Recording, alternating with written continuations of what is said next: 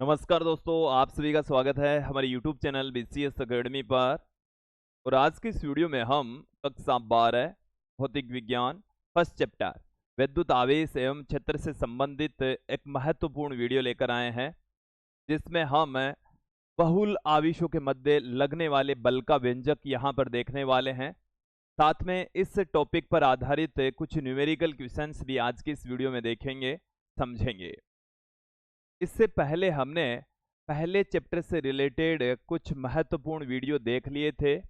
हम according to NCERT की book के अकॉर्डिंग सभी टॉपिक एक एक करके कवर कर रहे हैं, जिसमें हमने पहला टॉपिक विद्युत आवेश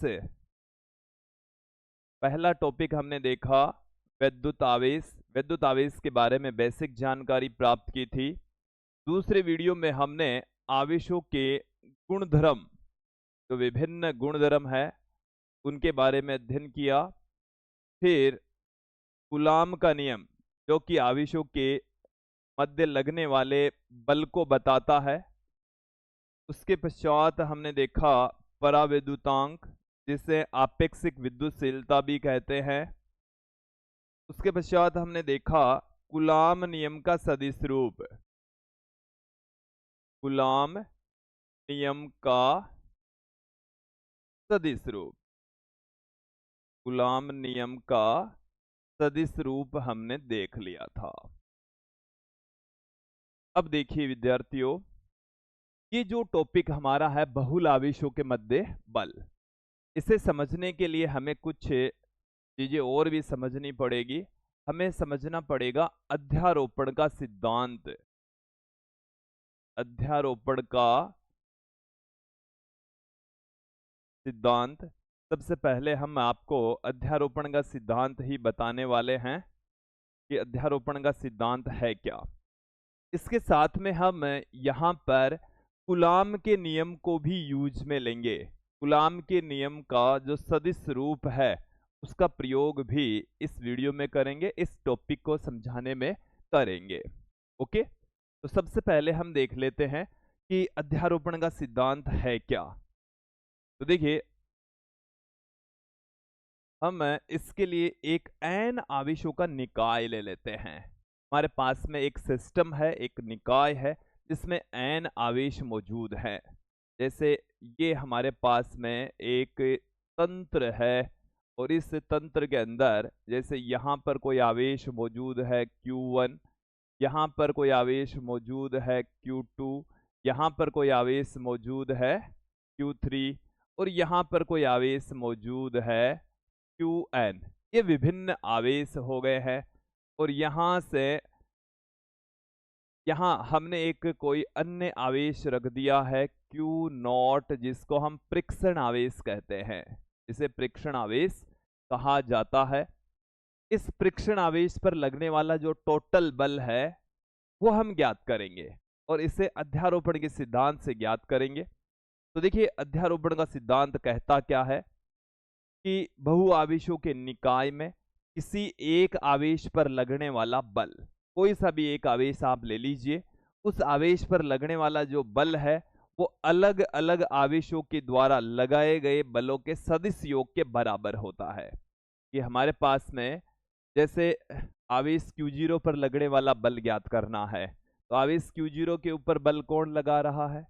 आवेश Q0 के ऊपर बल लगा रहा है Q1, यहाँ से Q2, यहाँ से Q3, यहाँ से ये Qn, सभी बल लगा रहे हैं।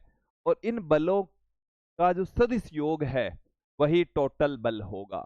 यही है अध्यारोपण का सिद्धांत। चलिए मैं आपके सामने रख देता हूं। क्या कहता है अध्यारोपण का सिद्धांत? कि बहुआवेशों के निकाय में, बहु आवेशों के निकाय में किसी एक आवेश पर लगने वाला बल, किसी एक आवेश पर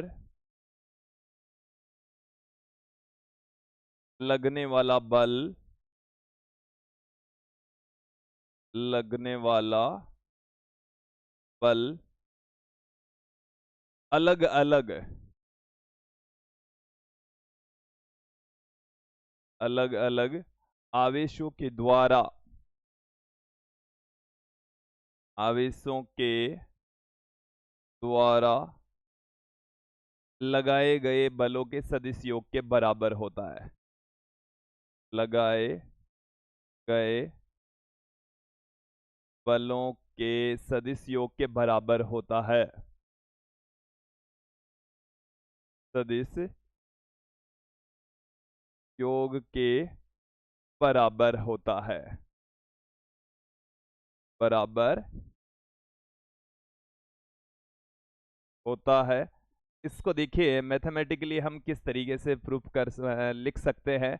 तो Q1 के ऊपर बल लगेगा इधर, Q1 पर बल लगेगा इधर, उसको जैसे मैं F01 कह दूं, F01 वेक्टर, इसका मतलब है कि Q0 पर Q1 के द्वारा लगाया गया बल। फिर ठीक उसी प्रकार से Q2 के द्वारा Q0 पर लगाया गया बल, उसको हम F02 वेक्टर से पुट कर दे। Q3 के द्वारा Q0 पर लगाया गया जो बल है उसको हम F03 वेक्टर से पुट कर दे। Qn के द्वारा Q0 पर लगाए गए बल को हम यहाँ पर F0n वेक्टर से पुट कर दे। इस तरीके से हम पुट कर सकते हैं। तो हमारे पास में ये आ गया है अध्यारोपण का सिद्धांत। यहाँ से आप देखेंगे आवेश Q0 पर बल, आवेश Q0 पर बल, टोटल बल कितना काम करेगा, तो उसको मैं लिख देता हूं F0 वेक्टर से। ये बराबर होगा F01 vector plus F02 vector plus F03 vector plus dot dot dot F0n, F0n vector. ये है अध्यारोपण का सिद्धांत। एक बार पुनः समझ लीजिए कि बहुआवेशों के निकाय में किसी एक आवेश पर लगने वाला बल अलग अलग आवेशों के द्वारा लगाए गए बलों के सदिश योग के बराबर होता है। ये हमारे पास में पहले आवेश के द्वारा Q0 पर, दूसरे आवेश के द्वारा Q0 पर, तीसरे आवेश के द्वारा Q0 पर, nवें आवेश के द्वारा Q0 पर लगने वाले बल है। तो जो टोटल बल है वो अलग अलग आवेशों के द्वारा लगाए गए बलों के सदिश योग के बराबर होता है। ठीक है, अब हम देखेंगे इसका व्यंजक। व्यंजक के लिए देखिए हम यहाँ पर ये अपना एक निकाय ले लेते हैं। ये अपने पास में एक n आवेशों का निकाय है। पुनः एक डायग्राम में लेकर चल रहा हूं। यहाँ पर आवेश हैं Q1, यह आवेश है Q1, यह आवेश है Q2, यह आवेश है Q3 और यहाँ पर कोई आवेश है Qn। ये n आवेश हो गया। यहाँ पर हमने रख दिया अपना फ्रिक्शन आवेश Q0। अब देखिए इस आवेश के कारण से इधर बल लगेगा इस डायरेक्शन में, और उस बल को हम लिख रहे हैं F01 वेक्टर। ओके, इस आवेश के द्वारा इधर बल लगेगा और उस बल को हम लिख रहे हैं F02 वेक्टर। Q3 के द्वारा भी इधर बल लगेगा इस डायरेक्शन में F03 वेक्टर, और Qn के द्वारा इसके ऊपर बल लगेगा इधर F0n वेक्टर, F0n वेक्टर। ये वाले बल यहाँ पर काम करने वाले हैं। ओके, एक एक करके हम इन बलों को देख लेते हैं। चलिए देखेंगे आप आवेश आवेश Q1 के द्वारा, आवेश Q1 के द्वारा Q0 पर बल, Q0 पर कितना बल काम करता है। तो यहां पर आप ध्यान देंगे उसको हम लिख रहे हैं F01 वेक्टर से। हम कूलाम के नियम के सदिश रूप को काम में लेंगे यहाँ पर। तो क्या कहता है कि Q0Q1 बट्टे में R01 का स्क्वेयर R01 कैप। यह आ गया हमारे पास में आवेश Q1 के द्वारा Q0 पर लगाए गए बल का सूत्र।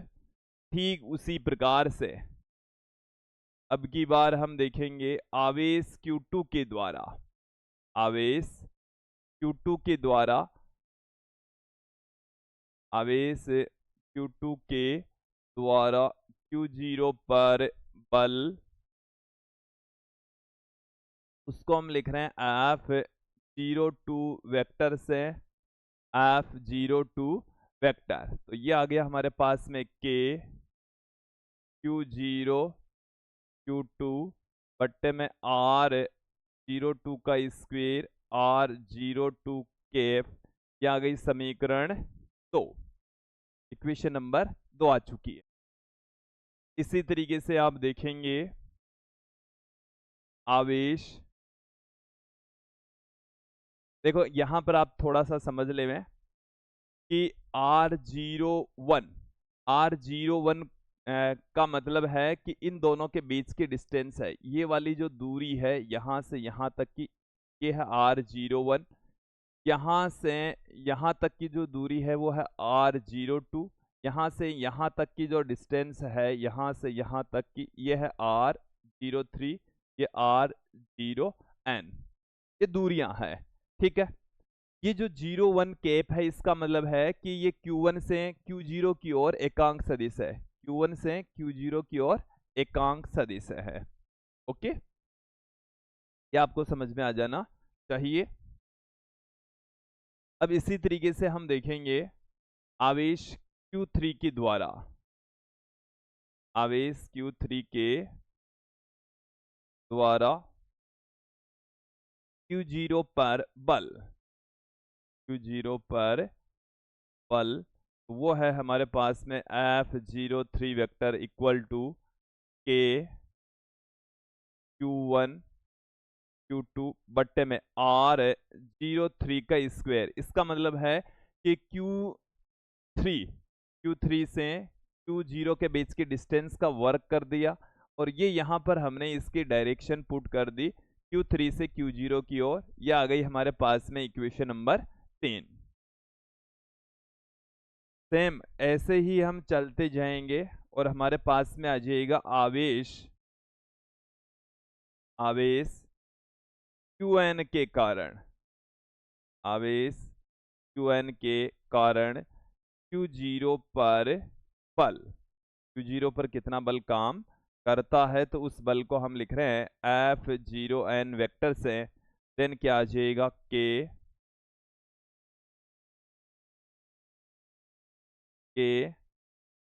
Q0 Qn, यहाँ पर भी Q0 आएगा बट्टे में R0N का स्क्वेयर R0N कैप। यह आ गई इक्वेशन नंबर 4। तो यहाँ तक आपको क्लियर हो जाना चाहिए, समझ में आ जाना चाहिए। अब हम अध्यारोपण का सिद्धांत लगाएंगे कि इस आवेश Q0 पर लगने वाला टोटल बल कितना है। तो सभी आवेश लगा रहे हैं, Q1 भी लगा रहा है, Q2 के द्वारा, Q3 Qn के द्वारा लगाए गए बलों का सदिश योग कर देंगे। तो अध्यारोपण के सिद्धांत से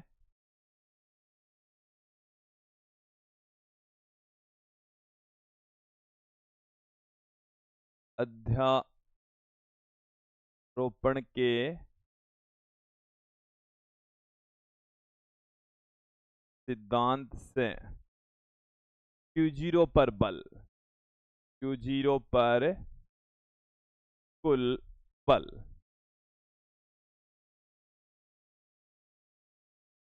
कुल बल, तो F0 वेक्टर से मैं पुट कर दूं F0 वेक्टर, तो ये किसके बराबर होगा, F01 vector plus F02 vector plus F03 vector plus dot dot dot. क्या आ जाएगा हमारे पास में, हमने इससे पहले 4 इक्वेशन दी है, चलिए आप देखें ये हमारे पास में चारों इक्वेशन है, F01, F02, F03, F0n।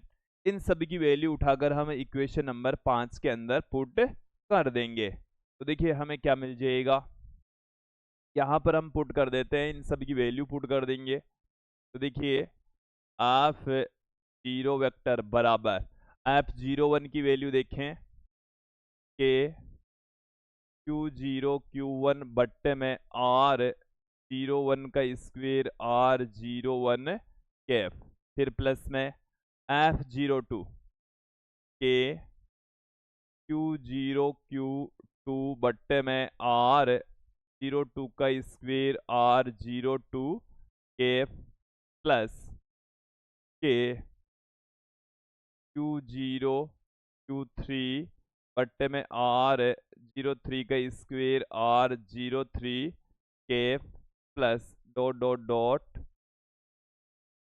nवें आवेश के द्वारा Q0 पर लगने वाला बल, तो K Q0 Qn बट्टे में R0n का स्क्वेयर R0n कैप, ये आ गया।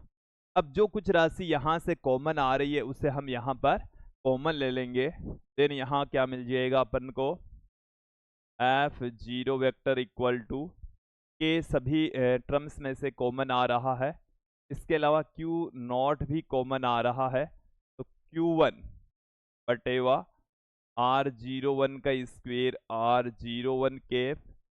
यहाँ से देखिए K Q0 कॉमन आ गया है, तो Q2 बट्टे में R02 का स्क्वेयर R02 कैप रह गया।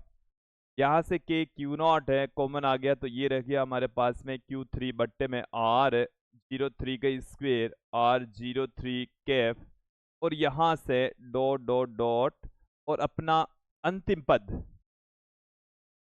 Qn बट्टे में R0n का स्क्वेयर R0n कैप, ये हमारे पास में कॉमन लेने के पश्चात टर्म्स में रह गई है। इसको हम समेशन के रूप में पुट करेंगे, F0 vector equal to K Q0। अब यहाँ पर आप देखें I बराबर मैंने ले लिया है 1 से लेकर n तक। जो राशि चेंज हो रही है वो ये वाली है, जैसे यहाँ पर 1 2 3 डॉट डॉट डॉट n आ गया। यहाँ पर भी आवेश है वो 1 2 3, तो यहाँ पर हम I लगा देंगे। जो राशि वेरी कर रही है उसकी जगह हम I लगा देंगे, और I का जो मान है वो 1 से लेकर n तक वेरी करता है। तो 1 से लेकर n तक वेरी करता है, ये हमारे पास में आ गया QI बट्टे में R0I का स्क्वेयर R0I कैप। ये हमारे पास में बहु आवेशों के निकाय में किसी आवेश पर लगने वाले बल का व्यंजक आ चुका है, और मुझे उम्मीद है आप लोगों को ये अच्छे से समझ में आ गया होगा। आसान है, कोई दिक्कत नहीं है। ओके, अब हम थोड़ा सा आगे बढ़ते हैं, इसी व्यंजक पर ही आधारित कुछ न्यूमेरिकल क्वेश्चन यहाँ पर देखेंगे। देखिए हमारा जो पहला क्वेश्चन है वो है कि भुजा ए वाले वर्ग के चारों कोनों ABCD में से प्रत्येक पर आवेश Q रखा है। बिंदु D पर रखे आवेश पर लगने वाले बल का मान ज्ञात कीजिए। तो हमें यहाँ पर एक वर्ग दे रखा है, और उस वर्ग के किनारों के ऊपर कुछ आवेश रखे हुए हैं। ये हमने यहाँ पर एक वर्ग कंसीडर कर लिया है, और अब देखो इनको नाम दे देते हैं हम। इसको नाम दे देता हूं मैं A, इसे B, इसे C, और इसे मैंने दे दिया है D। ओके, ये मैंने चारों कोणों को नाम दे दिया। देखो और क्या कहा गया, प्रत्येक पर आवेश क्यों रखा है, तो यहाँ पर भी जो आवेश रखा हुआ है इस कोणे के ऊपर वो है Q, इस कोणे पर जो आवेश रखा हुआ है वो भी है Q, और इस कोणे के ऊपर जो आवेश रखा हुआ वो भी Q है। इसकी भुजा की जो लंबाई है वो है A, ये वाली जो भुजा है इसकी लंबाई है A। हमें आगे कहा गया है कि बिंदु D पर रखे आवेश पर लगने वाले बल को ज्ञात कीजिए। अब इस वाले शीर्ष के ऊपर कोई आवेश रखा हुआ है, उस पर लगने वाला बल हमें यहाँ पर फाइंड आउट करना है, उसको भी क्यू ही दे रखा है, का मान भी कितना दे रखा है, क्यू ही दे रखा है। तो देखिए हमारे पास में क्या आ जाएगा, पहले हम ये देख लेते हैं कितने बल काम कर रहे हैं इसके ऊपर। आवेश, ये जो ए वाला आवेश है वो भी इस पर बल लगाएगा, बी वाला आवेश भी इस पर बल लगाएगा, सी वाला आवेश भी इसके ऊपर बल लगाएगा। ठीक है, चलिए, तो इस आवेश, इसके द्वारा लगने वाला जो बल होगा वो इधर होगा, इस डायरेक्शन में होगा, इस डायरेक्शन में। और इस डायरेक्शन पर लगने वाले बल को मैं यहाँ पर, ये है डी, तो मैं पुट कर देता हूँ एफ डी ए से, एफ डी ए से। इसका मतलब है ए वाले आवेश के द्वारा डी वाले आवेश पर लगने वाला बल, यह आपको समझ में आ जाना चाहिए। इसी प्रकार से सी वाला आवेश है वो भी इसके ऊपर बल लगाएगा, और वो होगा इस डायरेक्शन में, एफ डी सी से मैं पुट कर देता हूं। यहां से ये वाला आवेश भी इसके ऊपर बल लगाएगा, ये वाला आवेश भी इसके ऊपर बल लगाएगा। ये लाइन है वो थोड़ी सही नहीं खींची गई है, चलिए थोड़ा सा टेप की मदद लेते हैं, यहां से देखेंगे। चलिए, लाइन सही निर्मित हो गई है। अब बल इधर काम करेगा, अब इधर काम करेगा तो उस बल को हम लिख रहे हैं एफ डी बी से, एफ डी बी से। ये वाली डिस्टेंस ए है, तो इस त्रिभुज का ये वाली डिस्टेंस भी ए है, ये वाली डिस्टेंस भी ए है, तो ये कर्ण हो गया है हमारे पास में। बी डी का मान है वो कर्ण हो गया, तो क्या आ जाएगा, बी डी, बी डी बराबर देखिए आधार का स्क्वायर प्लस लंब के स्क्वायर का रूट, क्या आ गया अंडरूट में 2a²। पी डी बराबर देखिए हमें क्या मिल चुका है, अंडरूट में 2a मिल चुका है, अंडरूट 2a हमें प्राप्त हो चुका है। ओके, अब यहां पर ध्यान दें, इन सब की वैल्यू निकालेंगे, उनका परिणामी ज्ञात करेंगे। तो एफ डी ए, सबसे पहले तो हम एफ डी ए ज्ञात कर लेते हैं। एफ डी ए, यहाँ पर ज्यादा लैंग्वेज पुट नहीं करा। एफ डी ए का मतलब है कि जो बिंदु आवेश, बिंदु ए के ऊपर रखे आवेश तथा डी पर रखे आवेश क्यू के, यहाँ पर भी क्यू रखा हुआ है और इस बिंदु पर भी आवेश क्यू ही रखा हुआ है, दोनों के बीच में लगने वाला बल, ये वाली डिस्टेंस आपको ए दे रखी है। तो देखिए क्या होता है बल का मान, के Q1 इंटू Q2, तो दोनों का ही मान Q के बराबर है, बट्टे में दूरी का वर्ग, तो एक का स्क्वायर आ जाएगा। तो ये हमें मिल चुका है के Q स्क्वायर बट्टे में ए स्क्वायर, और इसकी डायरेक्शन होगी ए से डी की ओर, इसकी डायरेक्शन है ए से डी की ओर, ए से डी की ओर। ओके, ये आप देख ही रहे हैं, ए से डी की ओर इसकी डायरेक्शन होगी, ठीक है। इसी तरीके से हम देख रहे हैं F D C, F C के द्वारा डी पर लगने वाला बल। तो यहां पर भी आवेश की मात्रा सेम है, डिस्टेंस भी सेम है, तो ये आ गया अपने पास में के क्यू स्क्वायर बट्टे में ए स्क्वायर, और इसकी डायरेक्शन है सी से डी की ओर, सी से डी की ओर इसकी डायरेक्शन है, सी से डी की ओर इसकी दिशा है। यहां तक क्लियर हो जाना चाहिए। फिर देखें, एक और आवेश बच गया है बिंदु बी वाला, तो यहां से यहां तक की जो डिस्टेंस है वो अंडूड में 2a आ गई है। आवेशों का मान समान है, केवल दूरी अब की बार चेंज हो गई है। तो एफ डी बी बराबर के क्यू, क्यू बट्टे में अब की बार है अंडरूट 2 एक का स्क्वायर, अंडरूट 2 एक का स्क्वायर, तो ये आ गया हमारे पास में 1 बट्टे में 2 के क्यू स्क्वायर बट्टे में ए स्क्वायर, और इसकी जो डायरेक्शन है वो है बी से डी की ओर, बी से एक की ओर इसकी डायरेक्शन है। ओके, ये इसकी दिशा है। अब यहां पर इनका परिणामी ज्ञात करेंगे। तो परिणामी ज्ञात करने के लिए देखिए, इन दोनों का परिणामी ज्ञात कर लेते हैं, एफ डी सी और एफ डी ए का। ये दोनों अलग अलग डायरेक्शन में है। इन दोनों के बीच का जो एंगल है वो 90 डिग्री है। यहाँ से यहाँ तक का जो एंगल है वो 90 डिग्री है। इन दोनों का परिणामी है वो एफ डी बी की डायरेक्शन में होगा। तो एफ डी ए और एफ डी सी, इन दोनों का परिणामी यहाँ पर ज्ञात कर लेते हैं।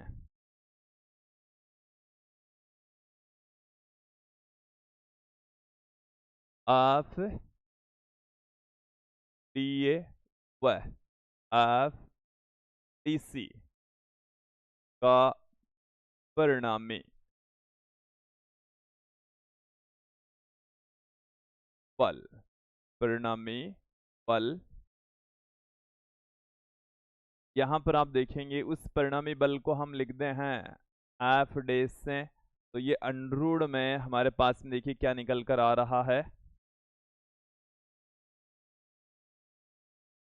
एफ डी ए का square plus F D C का square plus 2 F D A F D C cos theta, सबकी वैल्यू पुट कर देंगे। तो देखिए हम एक बार पिछली पेज के ऊपर चलते हैं। इसको हम अपनी सुविधा के अकॉर्डिंग है, मैं इसको मान लेता हूं बराबर एफ, ये हमने माना, ठीक है, ये हमने मान लिया। तो ये भी किसके बराबर है, एफ के इक्वली, क्योंकि दोनों का मान सेम है। और ये हो जाएगा वैसे F by two, F by two हो जाएगा। तो यहां पर इनकी वैल्यू रख देता हूं मैं। तो ये एफ का स्क्वायर, ये हमारे पास में आ गया एफ का स्क्वायर प्लस एफ का square plus 2 F into F. तो एफ का स्क्वायर हो गया कॉस 90, कॉस 90 का मान 0 होता है। कॉस 90 की वैल्यू कितनी होती है, 0। तो ये आ गया हमारे पास में अंडररूट में F square plus F square, ये आ गया 2f स्क्वायर अंडररूट में 2f हमें प्राप्त हो चुका है। ये क्या मिला है हमें को समझ ले में, इन दोनों बलों का परिणामी मिल चुका है एफ डेस, जो कि अंडररूट 2f के बराबर है, अंडररूट 2f के इक्वल है। अब अंडररूट 2f मतलब एफ डेस और एफ डी बी दोनों एक ही डायरेक्शन में है। तो टिप पर रखे आवेश पर कुल बल, टिप पर रखे आवेश पर कुल बल क्या हो जाएगा, आवेश पर कुल बल, कुल बल उसको उसकी जो वैल्यू है वो एफ डेस प्लस एफ डी बी के योग के बराबर होगी, क्योंकि दोनों एक ही डायरेक्शन में होंगे। एफ डेस की वैल्यू है अंडररूट में 2f और एफ डी की बी की वैल्यू है एफ बट्टे में 2। ये आ गई एफ, यहाँ से कॉमन आ जाएगा, अंडररूट में 2 प्लस 1/2, प्लस में 1/2, ये हमें मिल चुका है। फाइनली जो बल है का मान देखिए क्या मिलने वाला है, कुल बल, कुल बल। तो कुल बल आ जाएगा हमारे पास में के Q square by A square into under root में 2 प्लस 1/2। ये हमें प्राप्त हो चुका है। इसका जो फाइनल आंसर होगा वो यही होगा। ये आपको समझ में आ जाना चाहिए। अगले क्वेश्चन की ओर बढ़ते हैं। देखिए अगला जो क्वेश्चन है वो क्या है कि एल भुजा के समबाहु त्रिभुज के कोणों पर बिंदु आवेश चित्रानुसार रखे हैं। त्रिभुज के केंद्रक O पर प्लस Q आवेश पर परिणामी बल का मान व दिशा ज्ञात कीजिए। एक बार इस क्वेश्चन को आप समझ लें कि हमारे पास में यहाँ पर 3 आवेश है। यहाँ पर आवेश रखा हुआ है, यहाँ पर एक आवेश रखा हुआ प्लस Q, यहाँ पर एक आवेश रखा हुआ प्लस Q, यहाँ पर है माइनस Q, और इसके केंद्र पर रखा हुआ है प्लस Q यहाँ पर। ये प्लस क्यू रखा हुआ है, इस पर लगने वाले बलों को हमें ज्ञात करना होगा। तो देखिए इस प्लस क्यू वाले आवेश के कारण से बल लगेगा, इनको मैं नाम दे देता हूँ ए, इसे मैं नाम दे देता हूँ बी, और इसको मैं नाम देता हूँ सी। तो ए वाले और ओ वाले आवेश के बीच में लगने वाला जो बल है वो ये वाला है, उसको हम लिख देते हैं एफ ओ ए से इस डायरेक्शन में होगा। इस वाले आवेश के द्वारा इधर बल काम करेगा, एफ ओ बी से हम पुट कर देंगे। और ये ऋणात्मक आवेश है, ये धनात्मक है, तो ये इसको अट्रैक्ट करेगा, ये हो जाएगा हमारा एफ ओ सी इस डायरेक्शन में। यहां तक आपको क्लियर हो जाना चाहिए, समझ में आ जाना चाहिए।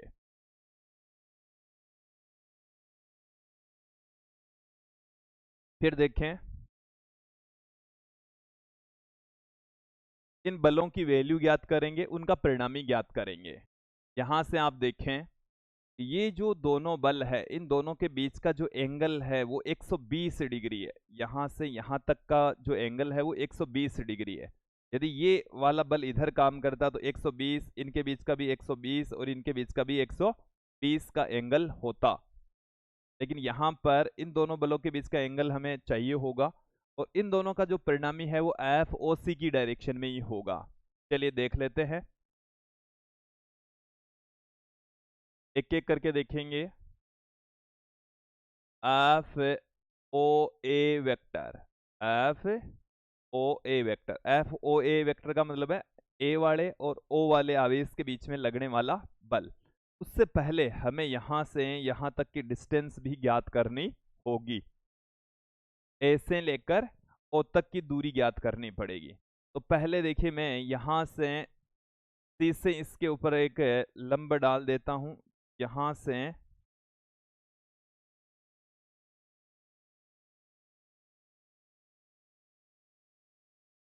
से इसके ऊपर लंब डालेंगे, लंब डालेंगे तो इस बिंदु को मैं नाम देता हूं डी, बिंदु को मैंने नाम दे दिया डी। सी डी ज्ञात कर लेते हैं। सबसे पहले तो हम क्या ज्ञात करेंगे, सी डी। ये वाली जो डिस्टेंस है वो एल है, ध्यान देंगे आप कि बी से सी तक की जो दूरी है वो है एल, क्योंकि एक समबाहु त्रिभुज है, वो हमें क्वेश्चन के अंदर दे रखा है। अब यहां से यहां तक की डिस्टेंस ज्ञात करेंगे, सी से लेकर डी तक की, सी से डी तक की डिस्टेंस आ जाएगी। फिर हम डी से बी तक की डिस्टेंस ज्ञात करेंगे। ठीक है, डी से बी तक की डिस्टेंस L/2 है, तो सी से डी तक की डिस्टेंस, फिर हमें ओ से बी तक की डिस्टेंस, या ओ से सी तक की डिस्टेंस, या ओ से ए तक की डिस्टेंस ज्ञात कर लेंगे।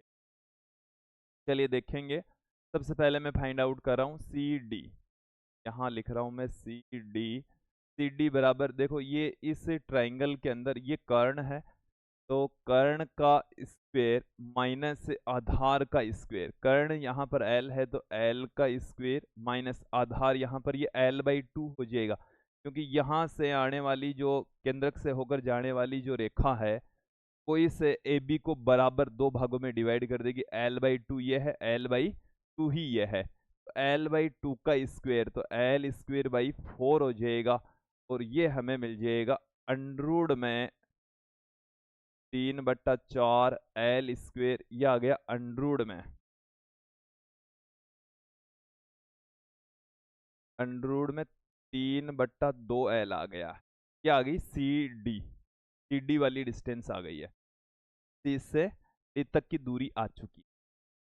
अब अपन को निकालना है सी से लेकर ओ तक की डिस्टेंस।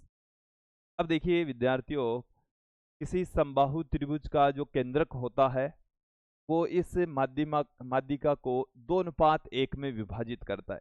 ये वाली जो लंबाई है वो 2 सेंटीमीटर, तो ये वाली लंबाई होगी 1 सेंटीमीटर, 2:1 में डिवाइड करता है। तो यहाँ वाला अनुपात है 2, और यहाँ से यहाँ तक का अनुपात 3 हो जाएगा, क्योंकि ये 2 है ये 1 है, तो यहाँ से यहाँ तक का क्या हो जाएगा 3।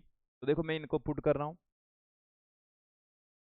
क्या लिख रहे हैं देखेंगे, ओ सी ओ बट्टे में सी डी, सी डी, इनका अनुपात होता है 2/3, 2/3। आप डायग्राम को देख ली, सी ओ ये 2 और सी से डी तक का ये अनुपात होता है 3। अपन को क्या चाहिए? CO चाहिए। अपन को क्या चाहिए? CO। तो CO बराबर 2/3 CD। CD की वैल्यू अभी अभी हमने निकाली है,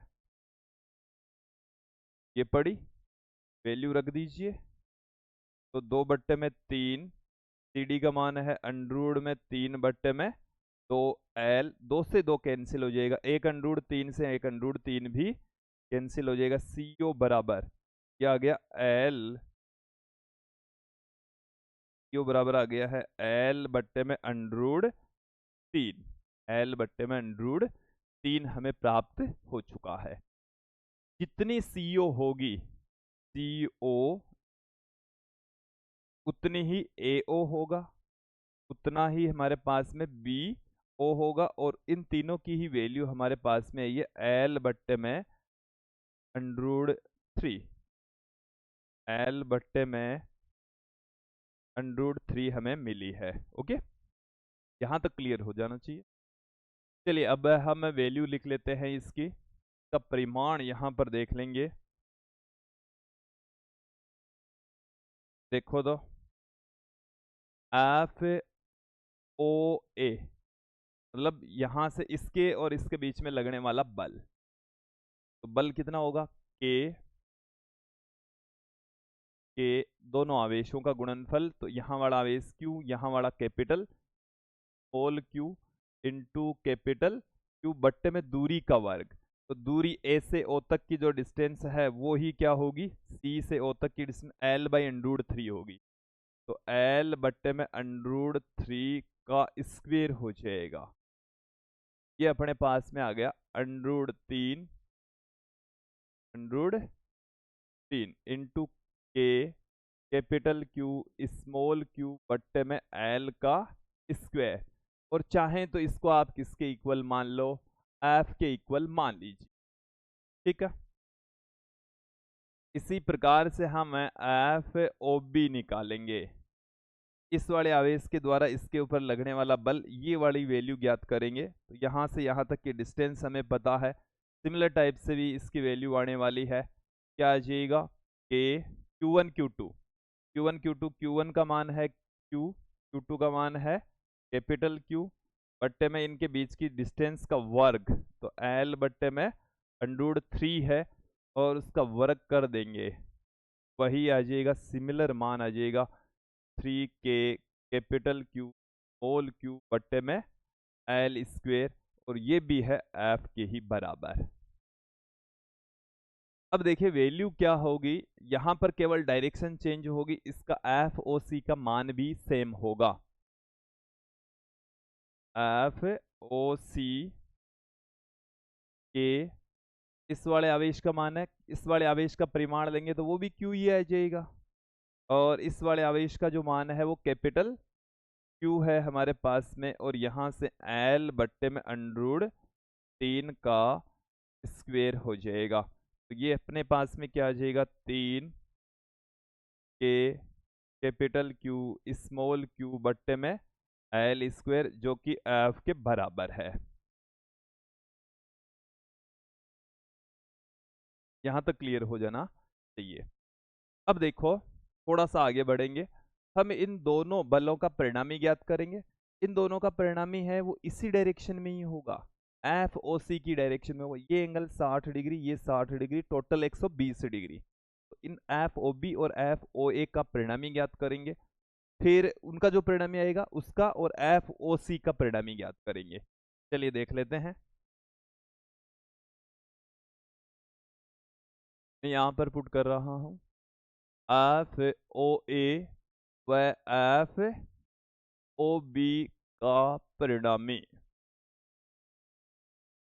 दोनों का परिणामी क्या आएगा तो मैं लिख देता हूँ F डेस से अंडररूट में।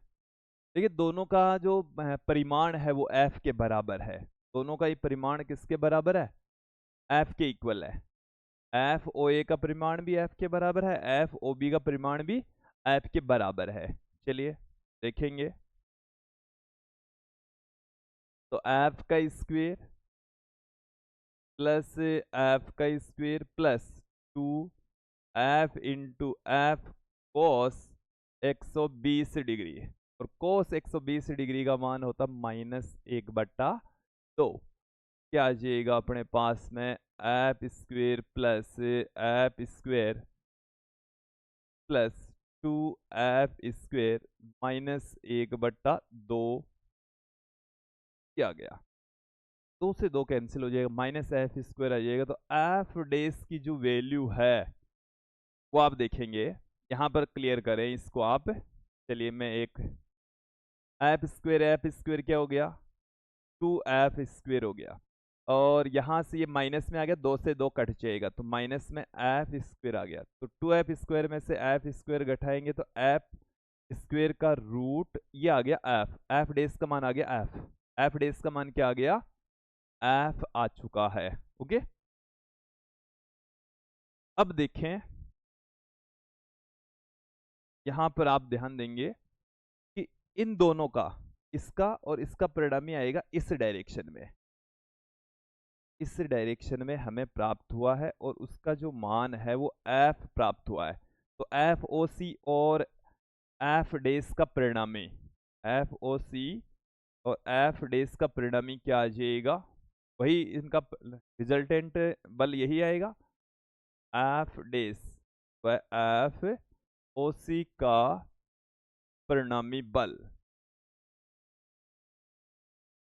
परिणामी बल उसको हम देखिए दोनों एक ही डायरेक्शन में सीधा जुड़ जाएगा, F O C plus F, तो एफ ओ सी का मान भी एफ के बराबर है, तो एफ प्लस एफ क्या आ जाएगा, 2 एफ, 2 एफ। और देखिए एफ की वैल्यू हमने किसके इक्वल पुट की थी, 3 के, चलिए मैं आपको दिखा देता हूं, ये हमने यहाँ पर 3 कैपिटल के क्यू स्मॉल क्यू बट्टे में एल स्क्वायर की जगह पुट की थी, तो ये पुट कर दीजिए, क्या आ जाएगा हमारे पास में, कैपिटल क्यू स्मॉल क्यू बट्टे में एल स्क्वायर। तो परिणामी बल ये आ चुका है, कुल बल ये आ चुका है 6 के कैपिटल क्यू स्मॉल क्यू बट्टे में एल स्क्वायर, ये कुल बल का सूत्र आ चुका है, इस क्वेश्चन का सॉल्यूशन आ चुका है। यहां तक समझ में आ जाना चाहिए, क्लियर हो जाना चाहिए। अगले क्वेश्चन की ओर बढ़ते हैं। अगला जो क्वेश्चन है वो देखिए क्या कहता है, दो समान आवेशों Q तथा Q को जोड़ने वाली रेखा के मध्य बिंदु पर एक आवेश कैपिटल Q रख दिया जाता है, कैपिटल Q का मान ज्ञात कीजिए यदि तीनों आवेशों का निकाय संतुलन में हो। क्वेश्चन को एक बार समझ लीजिए कि हमारे पास में यहाँ पर इस तरीके से एक रेखा है, और इस रेखा के ऊपर 3 आवेश रखे हुए, यहाँ पर कोई आवेश रखा हुआ है प्लस में Q, यहाँ पर कोई आवेश अन्य आवेश रखा हुआ है प्लस में Q, और यहाँ पर दोनों रेखाओं को मिलाने वाले, दोनों आवेशों को मिलाने वाली रेखा के मध्य बिंदु पर एक आवेश रख दिया कैपिटल Q। तो दोनों आवेशों को, आवेशों के बीच की जो डिस्टेंस है उसको मैं मान लेता हूं कि R के बराबर है, मध्य बिंदु O कह देता हूं, यहां से यहां तक की जो डिस्टेंस है वो है R/2, और यहां से यहां तक की डिस्टेंस है वो भी है R/2, और यहां पर आपने आवेश रख दिया है कैपिटल Q। अब निकाय संतुलन में होगा तो कैपिटल Q का मान कितना होगा, निकाय संतुलन में होने का मतलब है किसी भी आवेश पर लगने वाला बल 0 होना चाहिए। हालांकि कैपिटल Q पर तो लगने वाला बल 0 ही होगा, क्योंकि ये वाला आवेश है वो इसको इधर धक्का मारेगा, तो ये वाला आवेश इसको इधर धक्का मारेगा, डिस्टेंस सेम है, आवेशों का परिमाण सेम है, इस पर लगने वाला कुल बल तो 0। लेकिन इस आवेश या इस आवेश के ऊपर लगने वाला बल 0 कब होगा, क्यू के किस मान के लिए, कैपिटल क्यू के किस मान के लिए कुल बल 0 होगा। तो स्मॉल क्यू आवेश पर लगने वाला कुल बल 0 होना चाहिए संतुलन की स्थिति में। कौन सी स्थिति में, संतुलन की स्थिति में,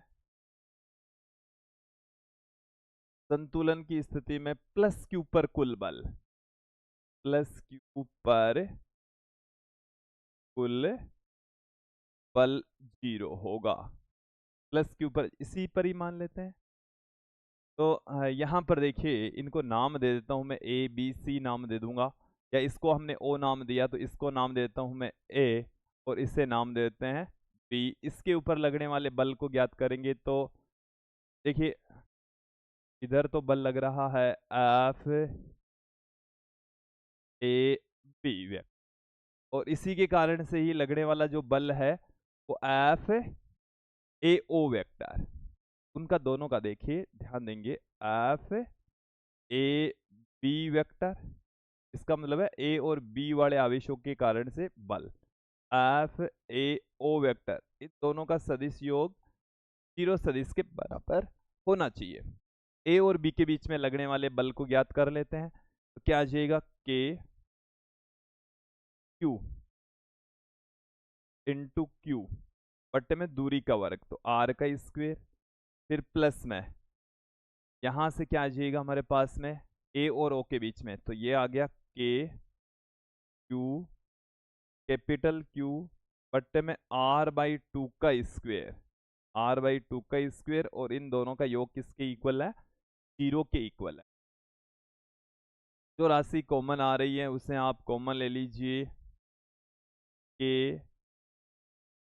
होल क्यू बट्टे में आर स्क्वेयर, यहाँ से कॉमन आ रहा है, होल क्यू रह गया, फिर प्लस में देखो एक कैपिटल क्यू रह गया, यहाँ पर r/2 का स्क्वेयर, तो r/2 का स्क्वायर करेंगे तो r²/4 हो जाएगा, r² हमने कॉमन ले लिया, यहाँ पर आ जाएगा 4, यहाँ पर हमें 4 मिल जाएगा। चलिए, तो मैं ऐसे लिख सकता हूँ 4 क्यू इक्वल टू 0। अब देखो ये वाली राशि 0 हो नहीं सकती, तो q प्लस 4q, ये वाली जो राशि है वो 0 होगी, और ये वाली राशि यदि 0 है तो यहाँ से क्या आ जाएगा हमारे पास में 4q इक्वल टू माइनस में q, और कैपिटल Q का मान हमें चाहिए तो माइनस में q/4 आ जाएगा। ये हमारे पास में फाइनल आंसर आ जाएगा।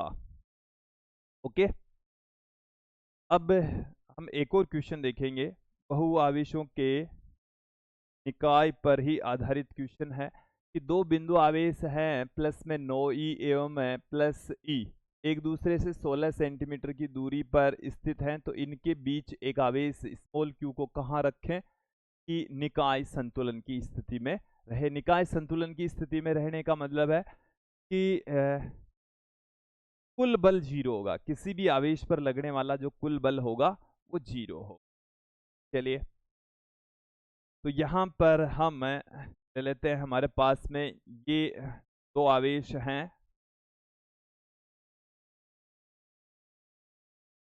एक ये तो है प्लस में 9e, और ये हमारे पास में है प्लस में e, और दोनों के बीच की जो डिस्टेंस है, दोनों के बीच की जो दूरी है वो है 16 सेंटीमीटर, 16 सेंटीमीटर की दूरी पर रखे हुए हैं।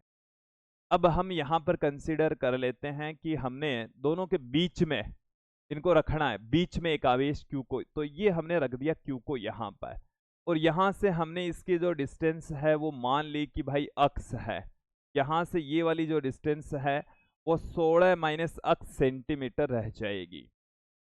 अब संतुलन की स्थिति में स्मॉल q आवेश पर लगने वाला कुल बल 0 होगा। कुल बल कितना होगा, 0 होगा, डायरेक्शन एक दूसरे के विपरीत होगी। कहाँ रखे, तो अक्स की वैल्यू ही ज्ञात करनी है अपन को। तो देखिए इस प्लस 9e, तो इसके द्वारा लगने वाला बल इधर, इसके द्वारा लगने वाला बल इधर, ठीक है। तो इसको मैं कह दूं F1 और इसको मैं कह दूं F2, F2 कह दूं, तो संतुलन की स्थिति में दोनों बल बराबर होंगे। संतुलन की स्थिति में F1 और F2 क्या होंगे, बराबर होंगे। F1 बराबर होगा F2 के। क्यों होंगे, संतुलन की स्थिति में कुल बल 0 होता है। देखो ऐसे होता है, F1 vector plus F2 vector बराबर 0। तो यहाँ से F1 वेक्टर बराबर आ जाएगा माइनस में F2 वेक्टर। यदि हम इनका परिमाण ले लें तो यहाँ पर परिमाण लेंगे तो हमारे पास में वही आएगा जो मैंने लिखा है। अब F1 का मतलब है इन दोनों के बीच में लगने वाला बल, तो K क्या बल होगा, K Q1 वो है नो E इंटू Q2 वो है Q बट्टे में दूरी का वर्ग। यहाँ वाली दूरी हमने अक्स कंसिडर की है तो अक्स स्क्वायर बराबर F2। F2 का मतलब हो गया इस आवेश और इस आवेश के बीच में लगने वाला बल इधर लग रहा है, तो क्या आ जाएगा K Q1, Q1 है E, Q2 Q ही है बट्टे में दूरी का वर्ग, तो दूरी है 16 माइनस अक्स, 16 माइनस अक्स है। तो K से K कैंसिल हो जाएगा, Q से Q हो जाएगा, E से E भी हो जाएगा। यहाँ पर आ गया हमारे पास में 9 बट्टे में अक्स स्क्वायर और यहाँ पर रह गया हमारे पास में 1 बट्टे में 16 माइनस अक्स का स्क्वायर। दोनों ओर से अंडूड कर लेंगे, वर्गमूल ले लेंगे, तो वर्गमूल ले लेंगे तो 3 बट्टे में अक्स बराबर 1 बट्टे में 16 माइनस अक्स आ जाएगा। क्रॉस मल्टीप्लाई कर दीजिए, क्रॉस मल्टीप्लाई करने के बाद में देखिए हमें क्या मिल जाएगा, 3 गुणा में 16 माइनस अक्स बराबर अक्स आ जाएगा, इसको गुणा करेंगे तो 48 माइनस 3x बराबर अक्स, और ये इसको बराबर के उस तरफ ले जाएंगे तो अक्स प्लस में 3x बराबर 48। ये सब सेंटीमीटर में आंसर हमें प्राप्त होगा। 4x बराबर 48 और अक्स बराबर आ गया है 48/4 12 सेंटीमीटर। तो प्लस 9e से कितनी दूर रखना है आपको, का आंसर आ गया है प्लस 9e से 12 सेंटीमीटर की दूरी पर प्लस क्यू को रखने पर, प्लस क्यू को रखने पर निकाय संतुलन में रहेगा, निकाय संतुलन में रहेगा। क्लियर, मुझे उम्मीद है ये आपको समझ में आ गया होगा।